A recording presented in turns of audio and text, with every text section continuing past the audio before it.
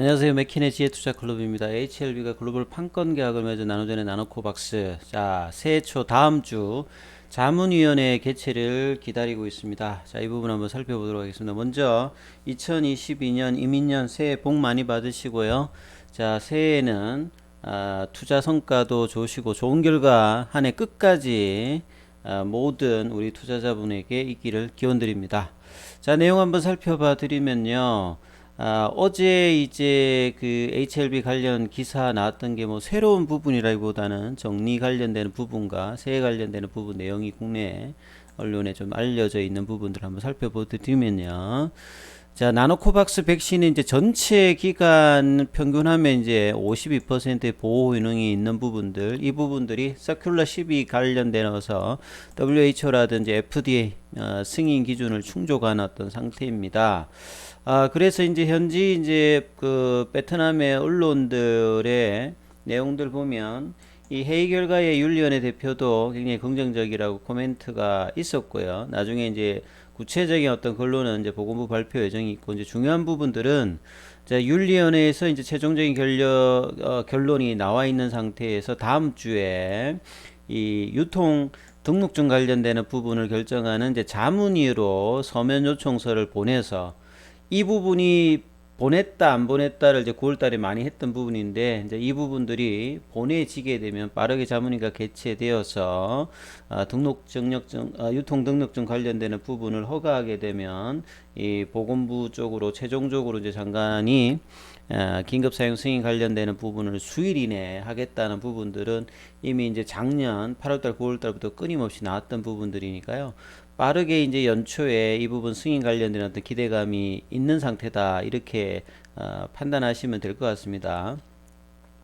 9월 달에 이제 그 윤리위원회 두 번째 열렸을 때 9월 18일이었죠. 이 부분들에 대해서 보호인의 어떤 직접적인 결과 데이터가 없다, 이 부분을 결국 이제 11월 말에 추가된 어떤 임상 데이터 가지고 이 부분을 일단 만족시켰다라고 봐야 될 것 같습니다. 그래서 자문위 승인을 반드시 받아야 유통등록증명서 발급이 된다는 것들이 보건부가 계속 이제 지속적으로 언급했던 부분이라고 보시면 될 것 같고요. 윤리위는 이제 최종적으로 내년 3월 달까지 기투여된 환자 관련되는 부분에서의 어떤 모니터링 과정은 계속 뭐 한다, 이렇게 보시면 될 것 같고요. 이후에 이제 나노젠 관련되는 부분에서는 긴급 사용 승인이 결정이 되면 HLB와의 MOU의 어떤 본교야, 그 다음에 WHO와 관련되는 부분에서의 어떤 긴급 사용 승인 신청 관련되는 부분, 이런 어떤 모멘텀이 계속 있다라는 부분 기억하셔야 될 것 같고요. 여기에 대한 어떤 기사들이 계속 이제 어제 오후에도 나왔죠. 동일한 어떤 내용들이고요. 자, 베트남 현지 언론들 코멘트 관련되는 부분을 30일, 31일 오늘 관련된 기사를 보게 되면요.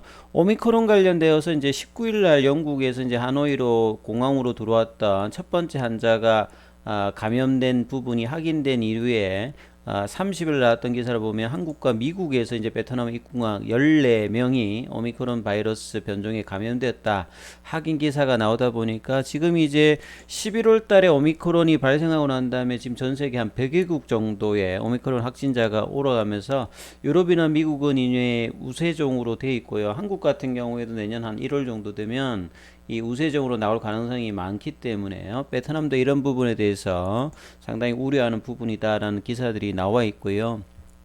여기는 이제 보건부 포탈이죠. Ministry of Health 포탈.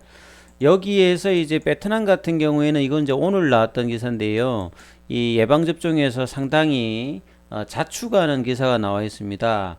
이 WHO 기준으로 보게 되면 전 세계 백신 어떤 이 달성률이 WHO의 어떤 기준에 전체적으로는 조금 이제 미달하는 상황이죠. 근데 이제 베트남 같은 경우에는 이 부분들을 충분히 만족시켰다, 이런 어떤 내용들입니다. 그래서 1억 5천만 도주, 베트남이 한 9,600만 정도 인구를 가지고 있죠. 그래서 1억 5천만 도주의 백신을 접종해서 작년 말 기준으로 18세 이상 100%가 1회 접종이고요.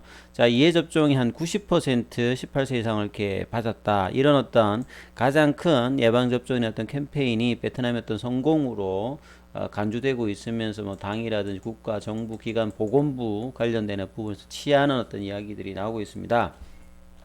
그래서 백신 전략에서 수입 8월 달 이후에 이제 델타 변이가 늘어나면서 상당히 좀 위기 의식을 느꼈는데요.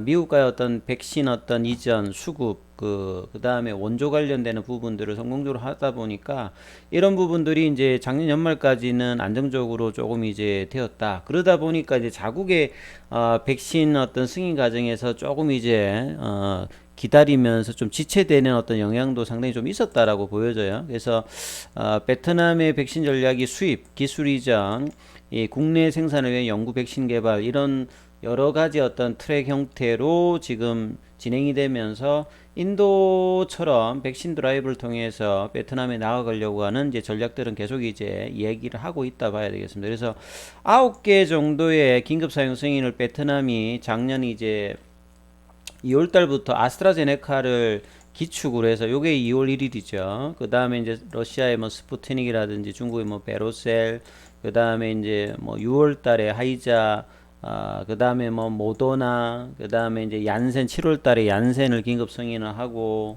그 다음에 이제 뭐 이 하이아트, 그 다음에 이제 쿠바의 압달라, 9월 달이죠.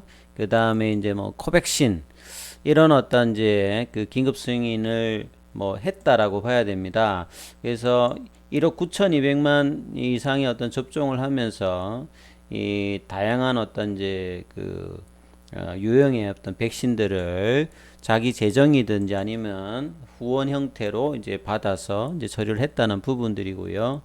그래서 이제 뭐 작년 말 기준으로 WHO가 설정한 이제 목표치를 초과한 상태였죠. 상당히 이제 이런 부분들을 베트남 현지에서는 자축하는 어떤 분위기가 계속 이제 12월 달에 나왔습니다. 그리고 코로나19 백신이 이제 더 많이 이제 요령이 나오면서 백신 접종 속도도 빨라져서 7월 달부터 이제 전국적인 예방 접종 캠페인을 시작했고 8월 달 이후에 이런 어떤 부분들을 또 유리하게 또 극복했던 부분들도 있고요.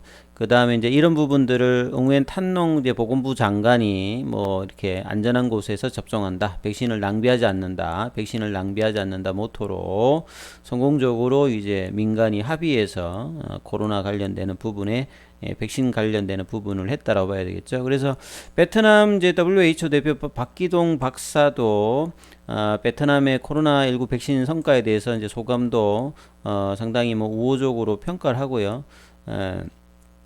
베트남은 세계에서 이제 백신 접종률이 가장 높은 국가로 간주되고 있습니다. 그래서 12월 말까지 1억 5천만에 대한 백신 접종을 완료했고 18세 이상 100%, 18세 이상 90%가 2회 접종.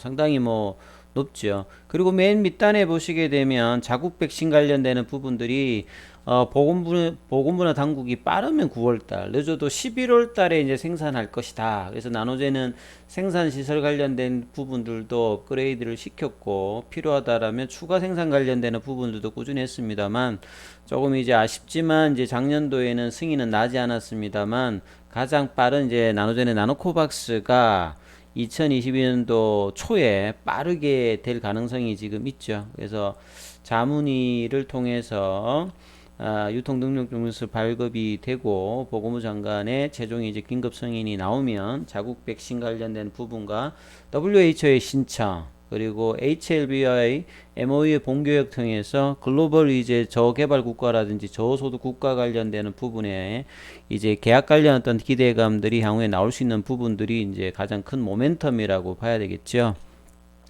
이러한 흐름에서 이제 차트를 통해서 HLB 주가 흐름들을 보시게 되면 큰 흐름으로 보시게 되면 HLB는 2018년도에 이제 급등을 했습니다. 2019년도에 이제 결과를 앞두고 있다가 이제 임상 관련되는 부분의 어떤 부정적인 코멘트 이후에 급락하고 있다가 에스모 학회 관련 어떤 기대감으로 다시 급등 저점 대비해서 급등한 흐름에 나왔다가 이후에 이제 FDA, NDA 관련되는 이야기가 나왔습니다만 그 뒤에 진행사항이 없으면서 다시 또 급락하면서 박스권으로 하고 있다가 올 초에 작년 초죠.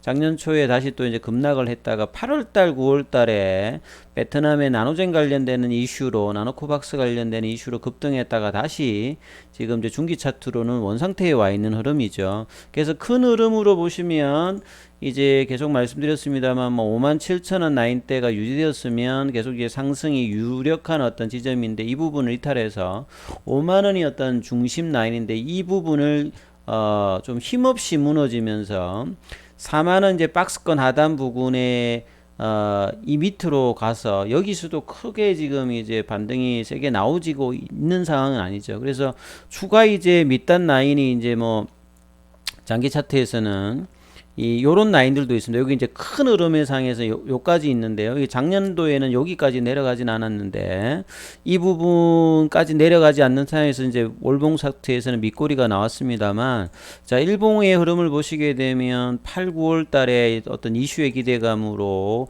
올라갔던 부분을 고점, 단기 고점 대비해서 이제 반토막 이하로 내려가면서 거래량은 그렇게 이제 많이 동반하진 않았습니다만 최근에 이제 기관들은 10월달 이후에는 조금 이제 매수의 흐름들, 그다음 외국인들은 이제 8, 9월달 대비해서는 조금 이제 점진적인 어떤 하방 쪽에 그 매도를 하다가 이제 최근 이제 10월달, 12월달 이제 마지막에는 좀 매수를 했다가 이런 흐름들을 보여주고 있죠.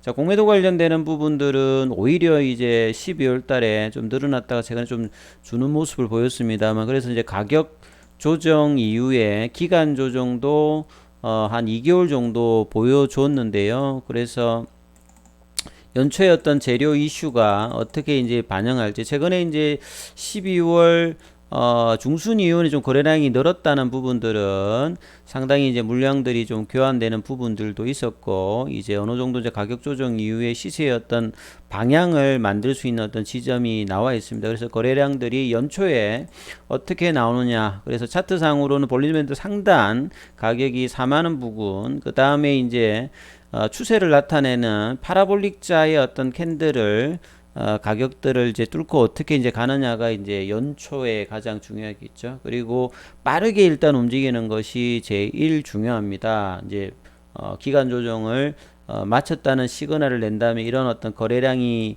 분출되었을 때 이런 부분들을 단기 이제 20일 이평이 있는 중심선 가격 이런 부분들을 이제 거래량이 나오면서 어떤 식으로 돌파하느냐가 향후에 이제 HLB 주가 흐름에서 가장 중요하겠죠. 그리고 이제 넥스트 사이언스가 이제 지분이 10% 나누전 가지고 있으니까 이런 부분들이 훨씬 이제 탄력적인 흐름들을 보여주고 있기 때문에 10월달, 12월달에 나왔던 고점 24,500원을 어떤 식으로 이제 돌파해 주느냐도 잘 챙겨 보셔야 되는 어떤 흐름입니다. 그래서 연초 여름도 기대해 보면서 이후에 또 베트남 현지 소식들 나오면 또 영상으로 또 올려놓도록 하겠습니다. 여기까지 하겠습니다.